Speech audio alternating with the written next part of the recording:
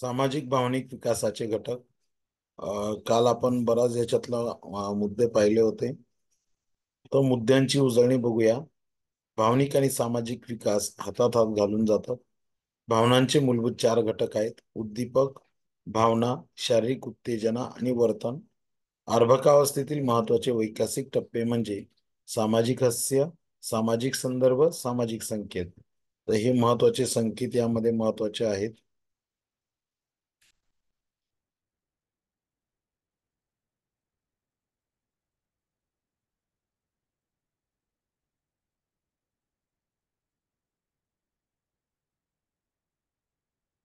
हे काल आपण बघितलं होतं.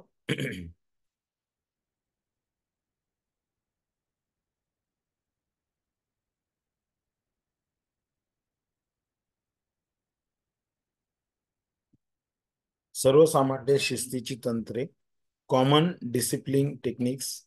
तर पहिलं आहे हुकुमशाही शिस्त. द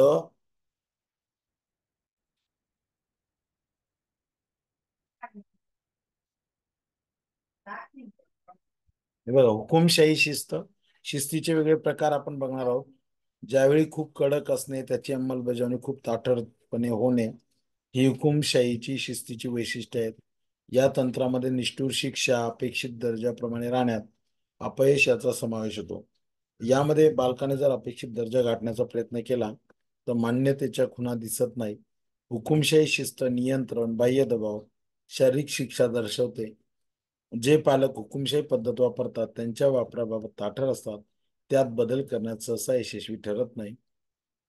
तर बालक मोठे झाले तरी पूर्णपणे सोडून देऊ शकत नाही. ही एक पद्धत असते, हुकुमशाही पद्धतीने वागवलं जातं. दुसरं आहे बालक कशी प्रतिक्रिया देतो. हुकुमशाही शिस्तीच्या तंत्रात स्वतःच्या वर्तनावर नियंत्रण ठेवायला शिकणे, निर्णय घेणे यासाठी संधी उपलब्ध होत नाही.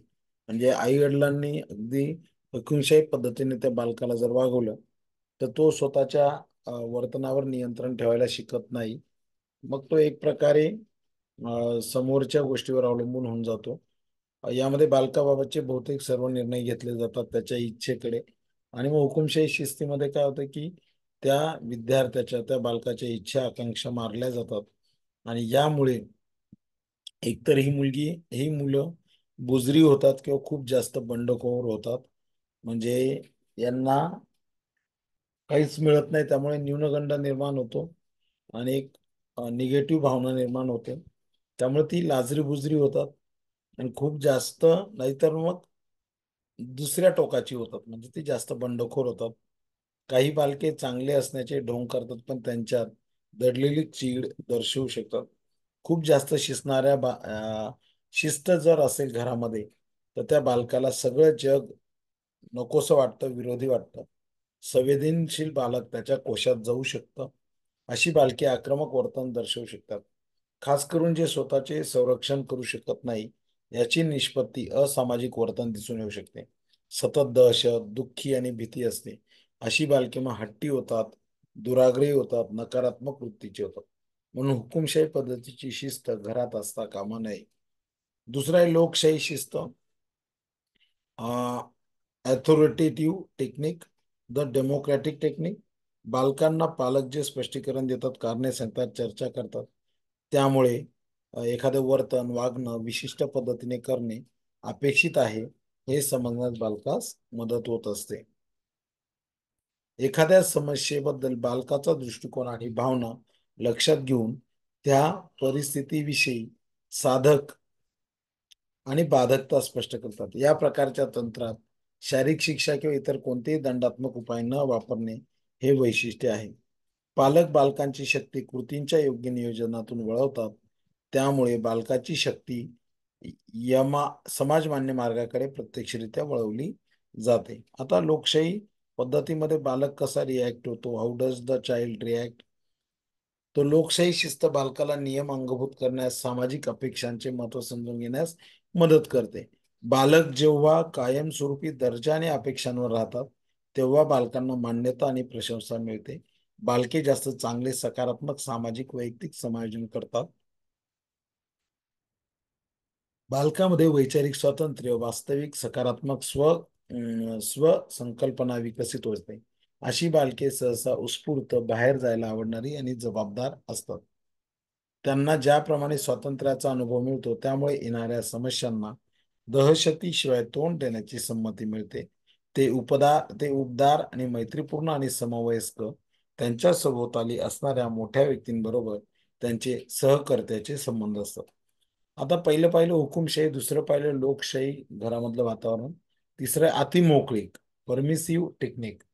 यामध्ये तंत्र सहसा ज्या बालकांना स्वतःला खूप ताठर किंवा कडक शिस्त अनुभवायला लागली असेल, म्हणजे जे जे आई वडील आहेत ते जेव्हा लहान होते त्यांना जेव्हा अशी कठोर शिस्त मिळाली असेल, मग त्यांना असं वाटतं की आमच्या मुलांनी पण आम्हाला जी कडक शिस्त मिळाली ती आमच्या मुलांना मिळू नये.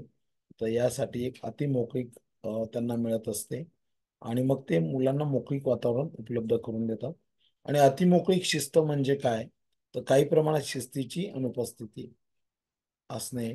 काही पालक स्वतःच्या बालकांनी प्रयत्न, प्रमाद पद्धतीने गोष्टी शोधणे याला पसंती देणारे असतात. ते मार्गदर्शन करत नाही. बालकांवर ते काय करत आहेत यावर कोणत्याही प्रकारचे नियंत्रण ठेवत नाहीत.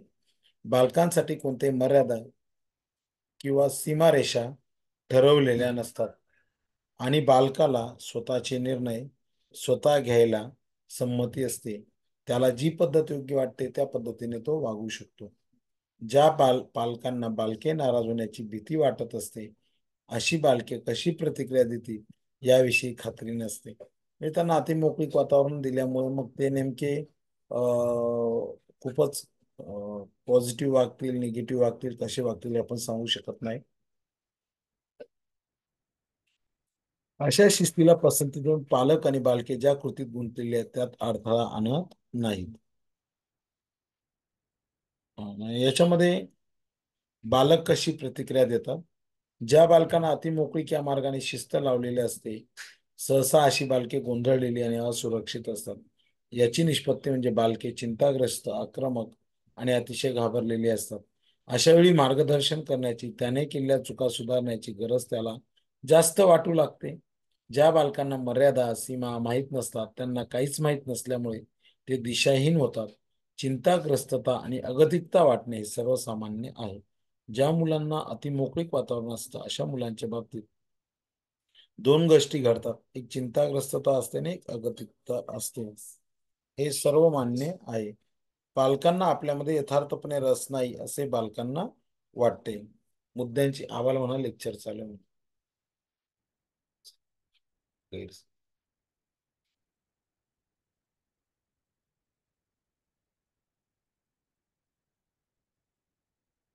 भावने आणि सामाजिक विकास हातात हात घालून जातात.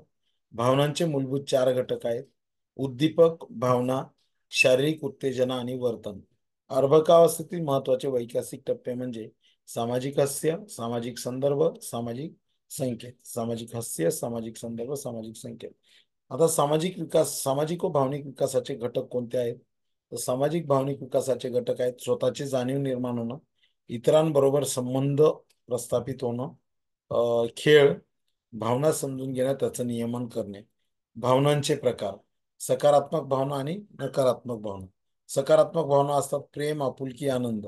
नकारात्मक भावना असतात भीती, राग आणि मत्सर. आता यामध्ये सामाजिक वर्तन प्रकार कोणकोणते आहेत, तर चढाओढ, भांडण, नकारात्मकता, आक्रमकता, लाजाळूपणा, सहकार्य, आक्रस्ताळेपणा, परोपकार. तर सर्वसामान्य शिस्तीची तंत्रे कोणती आहेत, तर हुकुमशाही, लोकशाही, अतिमोकळीक. लक्षात ठेवायचं आहे, सर्वसामान्य शिस्तीची तंत्रे कोणती, हुकुमशाही, लोकशाही, अतिमोकळीक. आता या प्रकरणामधले शब्द काय आहेत, तर पक्षपाती वृत्ती म्हणजे काय, फेवरेटिझम म्हणजे काय, अयोग्य फायदा घेऊ देणे किंवा योग्य नसणारे पक्षपात दाखवणे. लिंग ओळख, जेंडर आयडेंटिटी याचा संबंध व्यक्ती पुरुष, स्त्री, इतर असण्याशी आहे. पान उतारा करणे, ह्युमिलेट, लाजीरवाणे. उद्दीपक, कृती करण्यास कारणीभूत असणारे. यामध्ये काही स्वाध्याय दिलेले आहेत. पूर्व शालेय अवस्थेत टिंबटिंबरच्या प्रकारच्या खेळात बालके गुंतलेली असतात.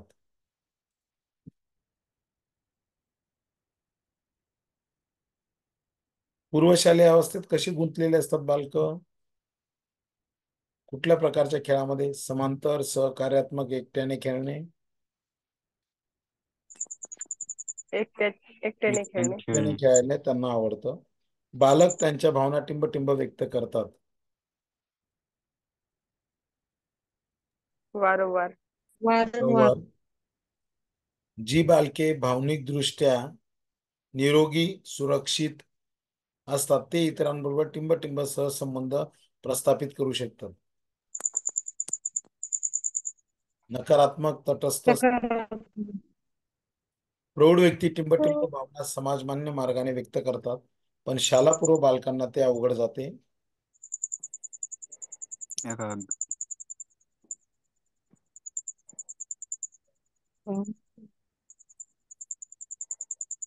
आता शालापूर्व बालकांना काय वाटते? नेहमी भीती. अंधाराची, पावसाची, भीती. वादळाची भीती भीती. वाटते. पण प्रौढ व्यक्ती काय करतो? त्या भीतीवर मात करतो, कारण तो मोठा होईपर्यंत त्याला समाजमान्य मार्ग मान्य असतात, माहिती होऊन जातात की पाऊस जरी आला तर तो एक निसर्गाचा ऋतू आहे, वीज कडाडली तर it is a part of nature. ती भीती त्याच्या मनात राहत नाही.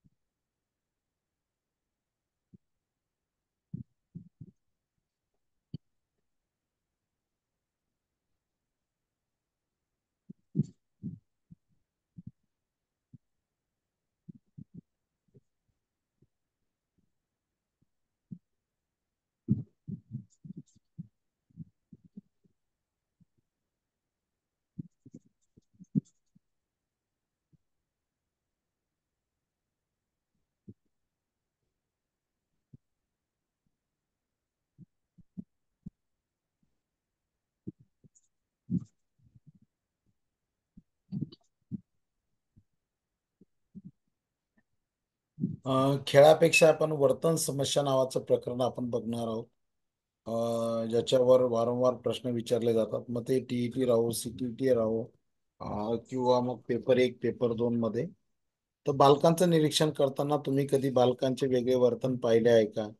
वारंवार रागवणे, निराश होणे, सतत रागावलेले, रुसलेले असणे, दुसऱ्यावर दोषारोप करणे, नियम पाळण्यास नकार देणे, वाद घालणे, आक्रस्ताळेपणा करणे, अपयशाची हाताळणी करण्यात अडचण येणे, मित्रांकडील आकर्षक खेळणे, लेखन साहित्य न विचारता घेणे, एखाद्या ध्येयावर खूप काळ लक्ष केंद्रित करण्याची क्षमता नसणे, वारंवार शिवीगाळ करणे, आक्रमक वर्तन, हवे ते मिळवण्यासाठी खोटं बोलणे, रडणे, पालकांचे लक्ष वेधून घेण्यासाठी राग अल्ला दाखवण्यासाठी पळून जाऊन लपून बसणे. तर हे जे काही आहे, तर हे बालकांचं वेगळं वर्तन आपल्याला बघायला मिळतं.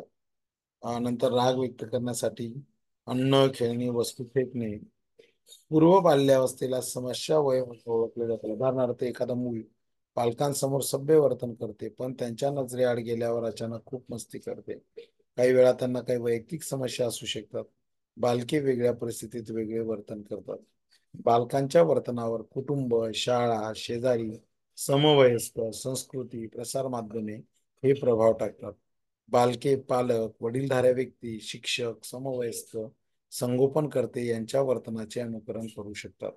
वर्तन समस्या म्हणजे चुकीचं वर्तन स्वीकारणं.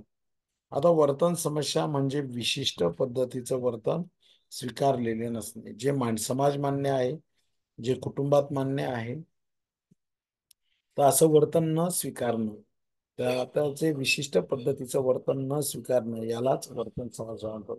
प्रत्येक बालक कधी ना कधी अशा प्रकारचं वर्तन करतं. म्हणजेच वर्तन समस्येमध्ये बालकांचे वर्तन एका विशिष्ट नमुन्यामध्ये दिसून येते. योग्य हाताळणीच्या मार्गाचा वापर करून आपण ते हाताळू शकतो. आता वर्तन समस्या म्हणजे काय? Definition of behavioural issues. वर्तन समस्या म्हणजे असे वर्तन जे वैयक्तिक विकास आणि सामाजिक समायोजनात अडथळा निर्माण करते. हा परीक्षेला प्रश्न येऊ शकतो. वर्तन समस्या म्हणजे काय? तर असं बिहेवियर जे तुम्हाला पर्सनल वैयक्तिक विकासामध्ये अडचण निर्माण करतं आणि सामाजिक समायोजनात सुद्धा काय निर्माण करू शकतं, अडथळा निर्माण करू शकतं. तुम्हाला माहिती आहे का, ब्रिस्टॉल विद्यापीठाने सप्टेंबर 2019 मध्ये केलेल्या अभ्यासानुसार अतिक्रियाशीलता, अवधान समस्या आणि समस्यात्मक वर्तन याचा गर्भावस्थेमध्ये पॅरासिटामॉल घेण्याशी संबंध असतो असे सांगितले आहे. तर गर्भावस्थेमध्ये जर पॅरासिटामॉल घेतली तर 2019 मध्ये जे काही संशोधन केलं तर त्यामध्ये असं आढळलंय की अतिक्रियाशीलता जाणवलेली आहे, अवधानामध्ये समस्या आलेल्या आहेत आणि समस्यात्मक वर्तन निर्माण झालेलं आहे.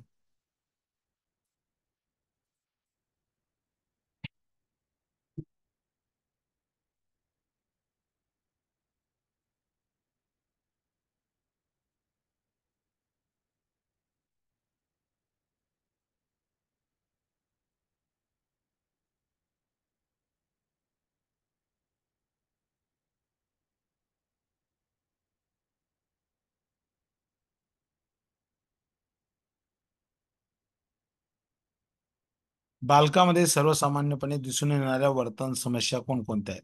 तर पहिलं आहे आक्रमकता, ॲग्रेशन. आता आक्रमकता, ॲग्रेशन आपल्याला विद्यार्थ्यांमध्ये दिसून येतं.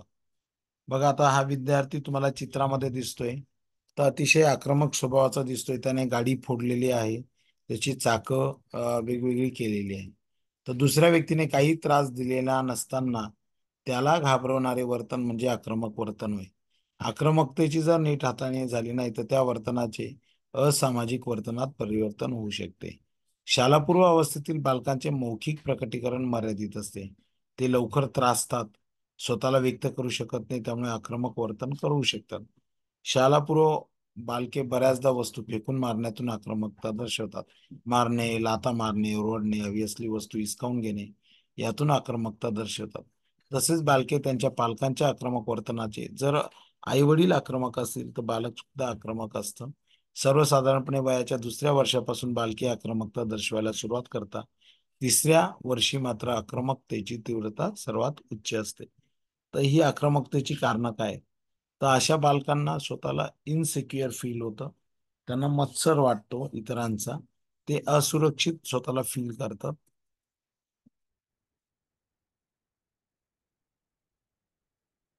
कडक शिस्तीचे आणि प्रभुत्व गाजवणारे, घरामध्ये जर प्रभुत्व गाजवणारे पालक असतील आणि कडक शिस्तीचे पालक असतील तर मग अशी मुलं, त्यांची मुलं ही आक्रमक होतात.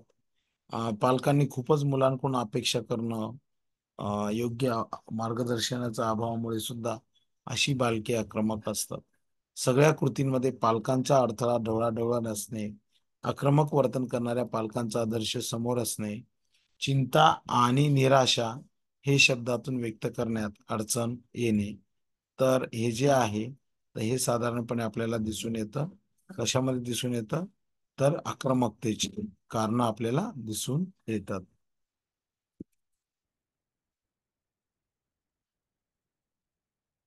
चिंता आणि निराशा हे शब्दातून व्यक्त करण्यात अडचण येणे. आता आक्रमकता हाताळणे म्हणजे काय, हँडलिंग करणे म्हणजे काय? तर बालकांना त्यांच्या भावना व्यक्त करण्यास मदत करणे.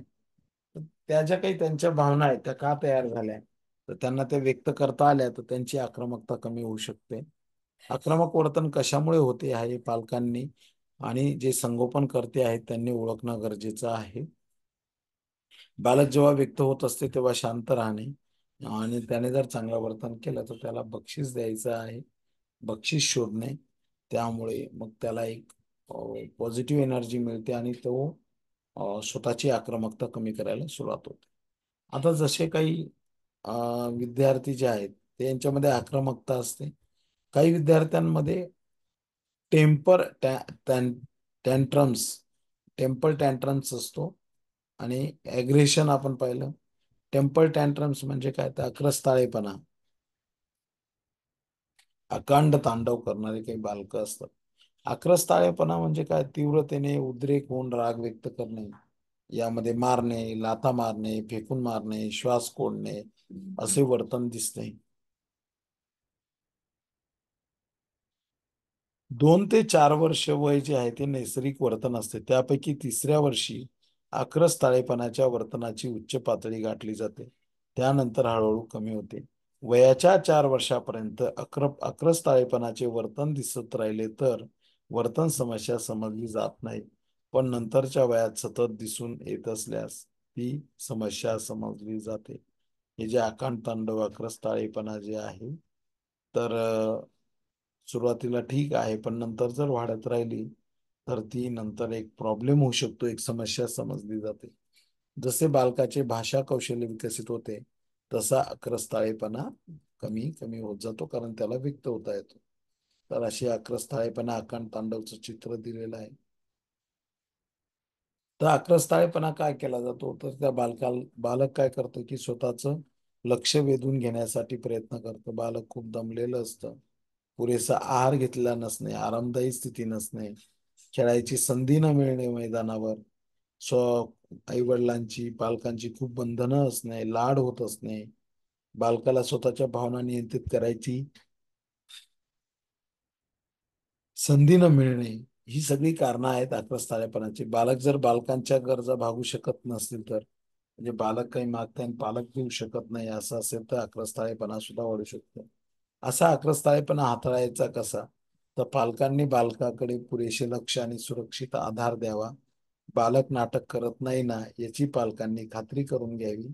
बालकाच्या आक्रस्ताळेपणाकडे पालकांनी दुर्लक्ष करावे. योग्य वर्तनासाठी बालकाला बक्षीस द्यावे.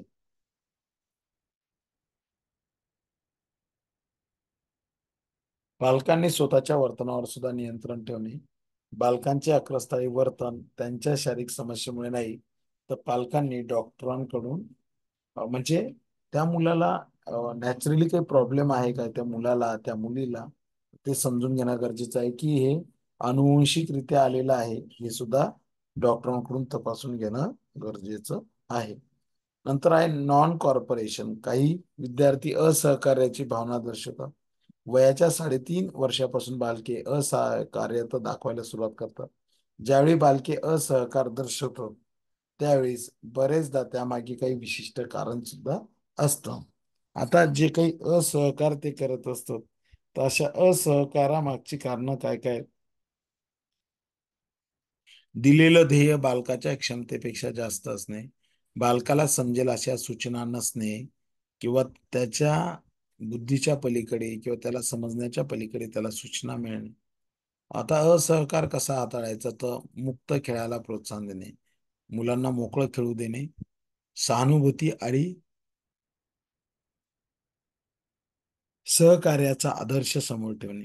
म्हणजे सिम्पॅथी दाखवायला त्याला सवय असली पाहिजे, कॉपरेशनची त्याला सवय असणे, असा आदर्श डोळ्यासमोर ठेवला पाहिजे.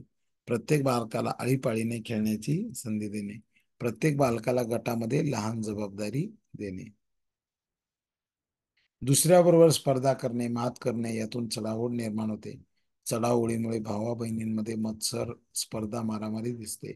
भावंडांमधील चढाओढ सर्वसाधारणपणे संपूर्ण बाल्यावस्थेमध्ये दिसून येते. चढाओढ ही समस्या घरामध्ये सर्वसाधारणपणे दुसऱ्या बाळाच्या जन्मापासून सुरू होते. जेव्हा बालके आक्रमक, नकारात्मक, आदर न करणारे, इतरांवर प्रभुत्व गाजवणारे, अपयशाला सामोरे जाणारे, नैराश्यग्रस्त असणारे असतात, त्यावेळी चढाओढ निरोगी राहत नाही. तर चढाओढ स्पर्धा ही निरोगी असली पाहिजे. तर मुलांना तसं घडवलं गेलं पाहिजे. चढाओढीचं कारण काय काय आहेत, तर घरामध्ये जर नवीन बाळ जन्माला आलं तर ही चढाओढीचं कारण आहेत. आणि सतत कंपॅरिझन होत असेल, सतत तुलना होत असेल, तरी ते लक्षात ठेवायचं आहे. ही चढाओढीची कारण आहेत. आता ही जी चढाओढ आहे ही हाताळायची कशी, हँडलिंग कसं करायचं, तर बालकांमध्ये तुलना करणं पहिल्यांदा टाळावं. प्रतिभा आणि यश हे त्यांचं वैयक्तिक पातळीवर स्वीकारावे. बालकांना स्पर्धेपेक्षा सहकार्य करायला सांगणे. एकमेकांचे लक्ष वेधून घेण्यासाठी सकारात्मक मार्गाचा वापर करायला बालकांना शिकवावे. सर्वांचे मनोरंजन होईल, मजा येईल अशा कौटुंबिक कृतींचं आयोजन करणे. प्रत्येक बालकांना स्वतःचा वेळ, मोकळीक मिळते आहे ना याविषयी खात्री करणे. पुढचा मुद्दा आहे भांडण, क्वारलिंग. आता भांडणामध्ये काय होतं बघा,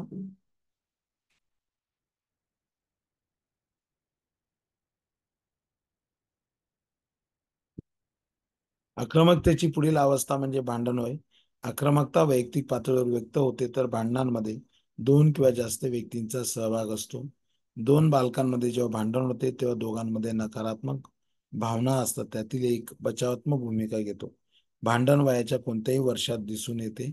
ज्यावेळी व्यक्तीला उद्दीपित केले जाते त्यावेळी नैसर्गिक कृती म्हणून भांडणाचे वर्तन दिसते. बालक मारते, लाथा मारते, चिमटे काढते, ढकलून देते, या कृती खरं तर समाज मान्य नाहीत. तसे बालक किंचाळून किंवा गैरमार्गाने प्रतिक्रिया देऊ शकते. बालक वस्तू किंवा खेळणी फेकते, इतरांकडून हिसकावून घेते. अशा या भांडणाची कारणं काय काय आहेत?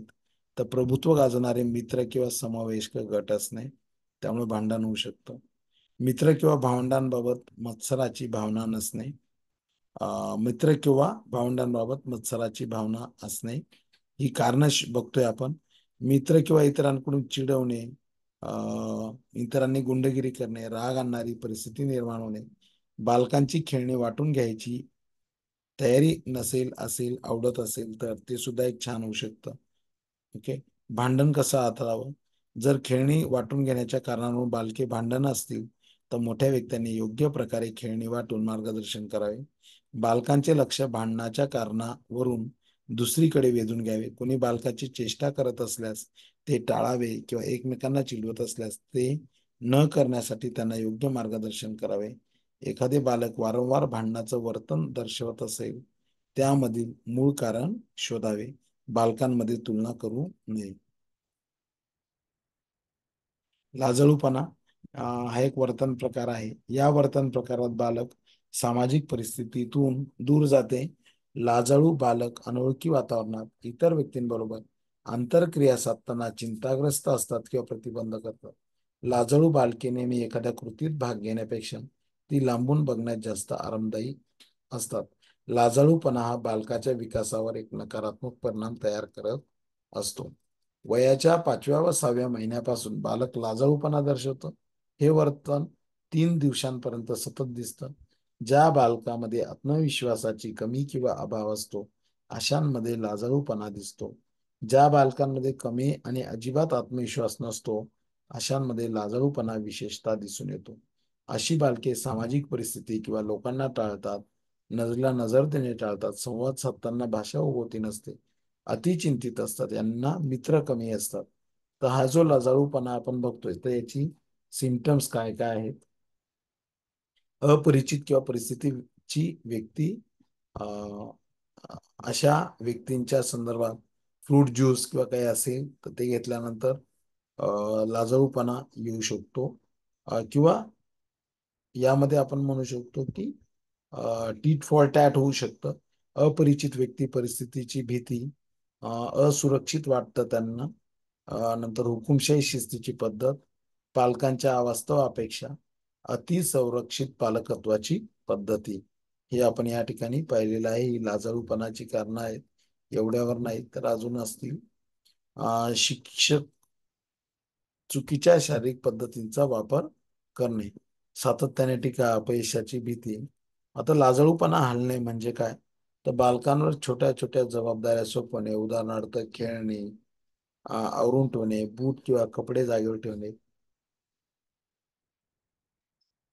लहान गटात मुलांना मिसळण्याची संधी, लोकांबरोबर एकत्र येण्याची संधी देणे, शिस्तींच्या योग्य पद्धतींचा वापर करणे, अतिसंरक्षण टाळणे, बालकाने काही साध्य केल्यास त्याचं कौतुक करणे, बालकाला लाजाळू न म्हणता सहानुभूतीपूर्ण आणि समजून घेणं असावं, बालकांसमोर आदर्श ठेवताना आत्मविश्वासपूर्ण वर्तन व योग्य उदाहरण समोर ठेवावे.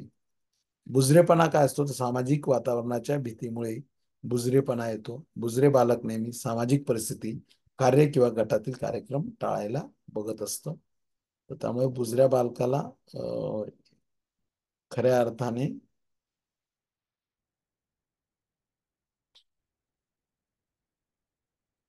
पुढे आहे, लोकांशी आंतरक्रिया करण्याचे टाळतात, इतरांबरोबर कमी पडतात, अजिबात संवाद साधत नाही, सामाजिक वातावरण व जागा टाळतात. आता बुजरेपणाची लक्षणं काय काय आहेत? तर बुजरेपणा का येतो बघा याच्यामध्ये, बुजरेपणाची लक्षणं.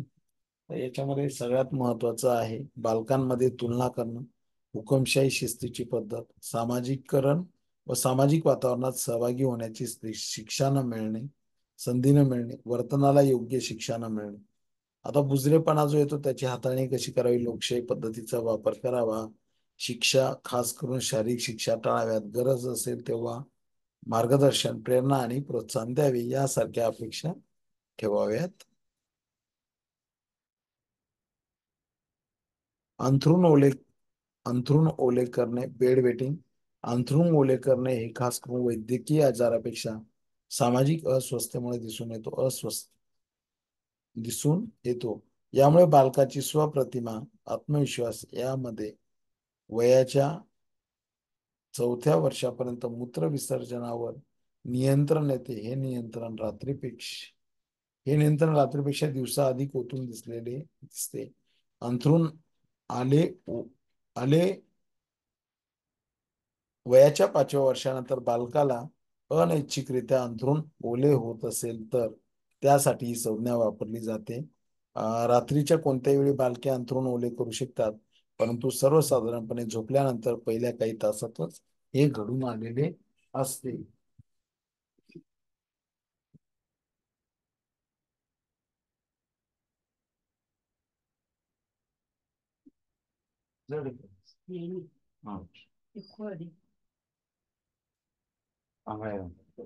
उशीर आहे.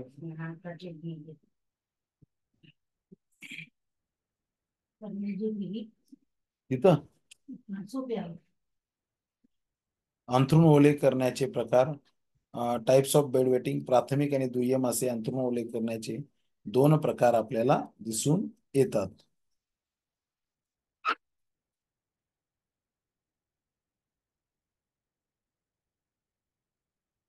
तर हे काही एवढं येणार नाही अंथरूण ओले करण्याच्या संदर्भात.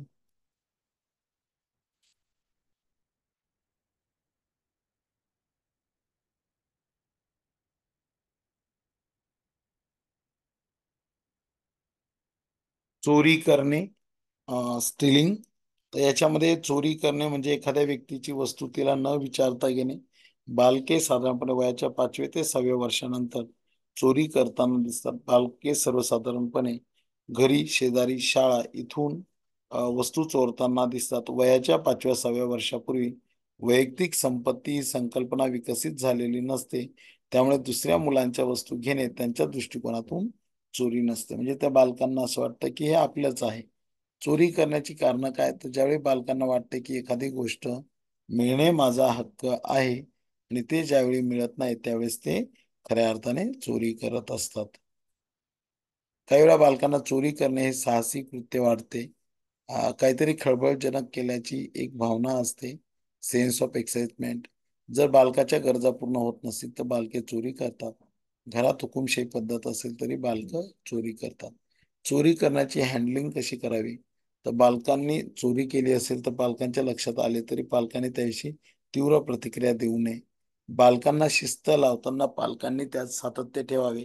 पालकांनी वस्तू चोरणे, मागून घेणे यातील फरक बालकांना समजावून सांगावा. कुटुंबामध्ये पालकांनी बालकांना प्रेम आणि सुरक्षितता पुरवावी. दुसऱ्यांची वस्तू घेणे चूक असते याची बालकाबरोबर चर्चा करून त्यांना स्पष्ट करावे. बालकांना जी वस्तू हवी आहे ती त्यांनी मागावी हे पालकांनी त्यांना सुचवावे. बालकांबरोबर संवाद साधण्याचा पालकांनी सर्वतोपरी प्रयत्न करावा.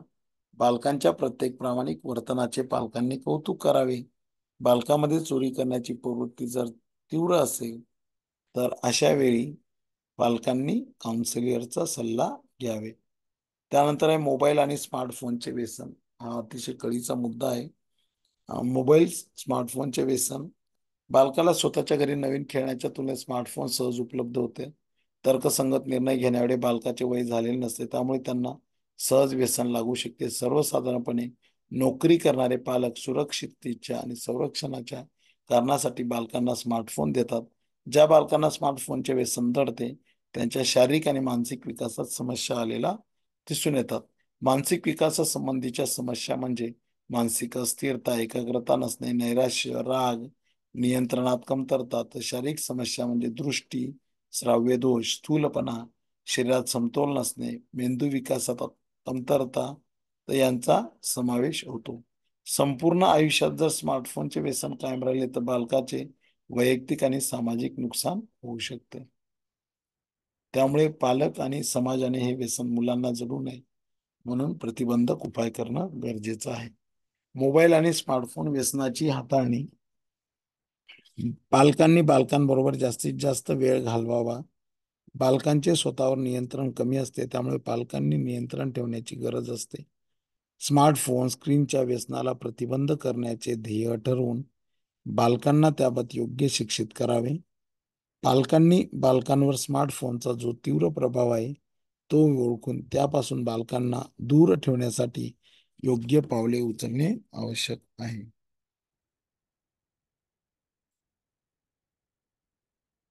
एक दर्पण म्हणून आहे, तर बालकांमध्ये कोणत्याही प्रकारच्या स्क्रीन वापरावर मर्यादा घालण्यासाठी तुम्ही कोणती विशिष्ट कृती कराल? बघा, कुठली कुठली वर्तन समस्या आपण पाहिली. आक्रमकता, आक्रस्ताळेपणा, असहकार्य, चढाओढ, भांडण, लाजळूपणा, बुजरेपणा. तर ह्या सगळ्या सूचना होत्या. Time table. आता याच्यामध्ये बघा, सगळ्यात महत्वाचं काय आहे, तर ह्या वर्तन समस्या आहेत मुलांमधल्या. लाजळूपणा, बुजरेपणा, अंथरूण ओले करणे, चोरी करणे, मोबाईलचे व्यसन. आता आक्रमकता काय आहे, अंथरूण ओले करणे, वर्तन समस्या काय आहे, क्रोनिक डिसीज म्हणजे काय, मॅलॅबडॅप्टिव्ह चुकीच्या मार्गाने स्वीकारलेले प्रायमरी बेड वेटिंग, भांडण, क्वेरलिंग, चढाओढ, secondary bed wetting, shyness, stealing, temper tantrum आणि बुजरेपणा म्हणजे टिमिडिटी, तर सामाजिक वातावरणाची भीती. हे सुद्धा प्रकरण इथे संपलेलं आहे.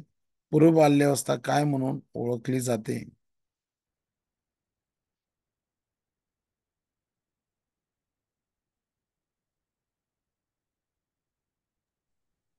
भावनिक. पूर्व बाल्यावस्था टिंबटिंब वय म्हणून ओळखली जाते. भावनिक वय म्हणून ओळखली जाते. रागाच्या अनियंत्रित उद्रेकाला टिंबटिंब म्हणतात. आक्रस्ताळेपणा.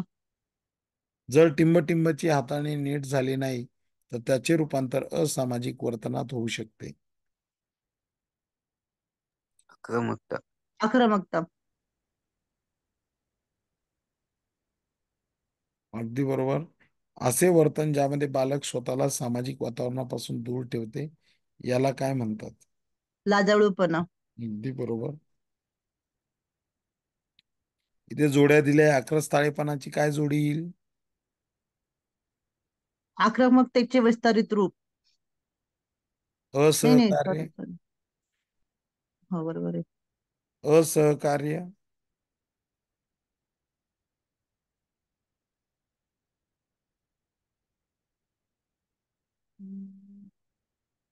ब गटामध्ये आहे मत्सर, नजरेला नजर न भिडवणे, न समजणाऱ्या सूचना देणे, आक्रमकतेचे विस्तारित रूप, मारणे, लात मारणे, श्वास दम कोंडणे, शिक्षा देणे, उपहासात्मक बोलणे. आक्रस्ताळेपणाचं काय येईल? असहकार्याचं काय येणार आहे? बुजरेपणा म्हणजे काय? चढाओढ म्हणजे काय? बुजरेपणा म्हणजे नजरेला नजर न भिडवणे. हं. भांडण म्हणजे मारणे, लाथ मारणे, श्वास दम कोंडणे. बुजरेपणा. बुजरेपणा नजरेला नजर न भिडवणे. चढाओढ.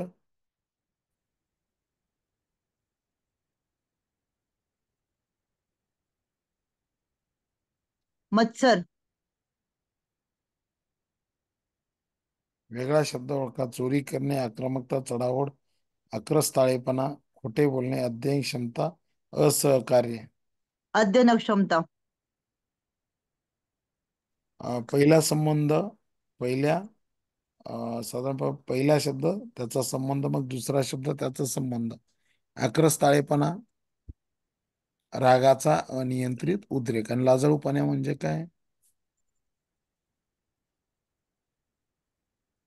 पहिल्यातील सहसंबंध आहे आक्रस्ताळेपणा, रागाचा अनियंत्रित उद्रेक, आणि लाजाळूपणा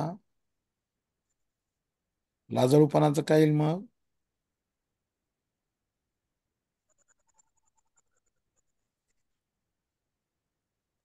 वरती करा ना सर.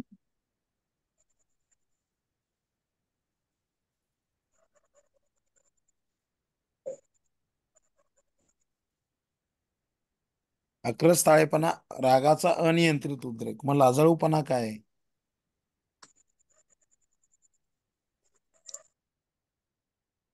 आत्मविश्वासाची कमी. म्हणजे आक्रस्ताळेपणा आला तर रागाचा अनियंत्रित उद्रेक होतो, आणि लाजाळूपणा आला तर काय होतं? आक्रमकता म्हणजे वैर असेल तर चढाओढ काय आहे? मत्सरी सर चढाओढ मग.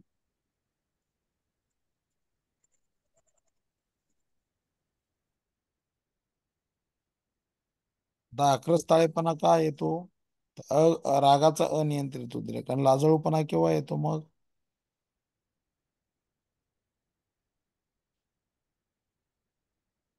आत्मविश्वास कमी असेल तेव्हाच, बरोबर आहे त्यांचं. हम्म. आक्रमकता वैर असेल तर चढाओढ काय आहे? मत्सर येतं सर तिथे मग. बर. खालील उतारा वाचून प्रश्नांची उत्तरे लिहा. कोण वाचतं उतारा?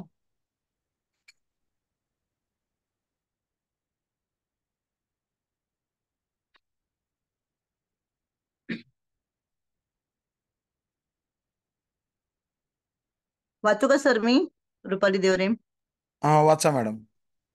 दुसऱ्या व्यक्तीने काही त्रास दिलेला नसतानाही त्याला घाबरवणारे वर्तन म्हणजे आक्रमक वर्तन होय. आक्रमकतेची नीट हाताळणी झाली नाही तर त्या वर्तनाचे असामाजिक वर्तनात परिवर्तन होऊ शकते. शालापूर्ण अवस्थेतील बालकांचे मौखिक प्रकटीकरण मर्यादित असते. ते लवकर त्रासिक होतात आणि स्वतःला व्यक्त करू शकत नाही, त्यामुळे ते आक्रमक वर्तन दर्शवू शकतात. शालापूर्व बालके हे बरेचदा वस्तू फेकून मारण्यातून आक्रमकता दर्शवतात किंवा मारणे, लाथा मारणे, ओरडणे, हवी असलेली वस्तू हिसकावून घेणे यातून आक्रमकता दर्शवतात.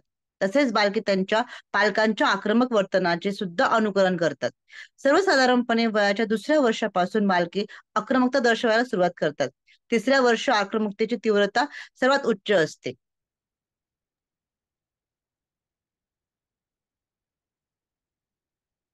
झाला सर. योग्य उदाहरण देऊन आक्रमकता ही संज्ञा स्पष्ट करा. बालक आक्रमक वर्तन कधी दर्शवते? आक्रमक वर्तनामागील कारणे काय, ते पॅसेजवरून तुम्हाला लक्षात येईल. ओके. बाकीचा भाग आपण नंतर बघूया. पालक व बर. शाळा सहयोग.